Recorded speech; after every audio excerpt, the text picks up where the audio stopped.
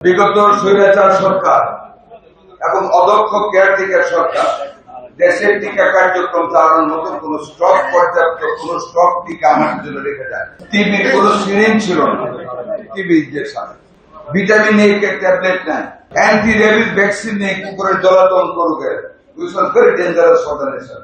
এমন একটা রোগ পিতামাতা তার সন্তানের কাছে যেতে পারে না, সেটা না।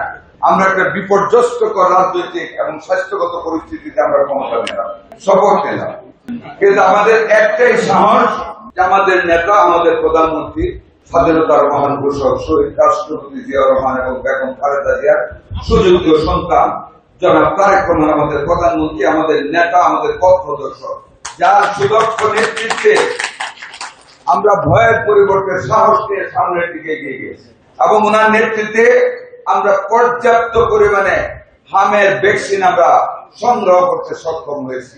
আপনারা জানেন এপ্রিলের 4 তারিখ প্রথম আমরা ইউনিসেফের পরামর্শ অনুযায়ী 18টি জেলার 30টি উপজেলা হামের টিকাদান শুরু করেছি। পরবর্তীতে 12 তারিখে 4টা city corporation, Dhaka city north, south, Mymensingh, Barisal, 4টা সিটি কর্পোরেশন শুরু করেছি।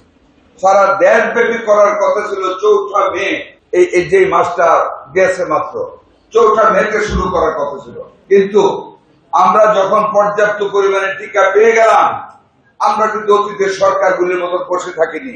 মাননীয় প্রধানমন্ত্রীর সাথে আলোচনা করে আমরা 14 দিন এগিয়ে এপ্রিল মাসের 20 তারিখ থেকে সারা দেশব্যাপী আমরা ক্যাম্পেইনিং শুরু করলাম, যার উদ্বোধন করেছিলেন মাননীয় প্রধানমন্ত্রী বগুড়া থেকে একটা বাচ্চার কান্না থামিয়ে।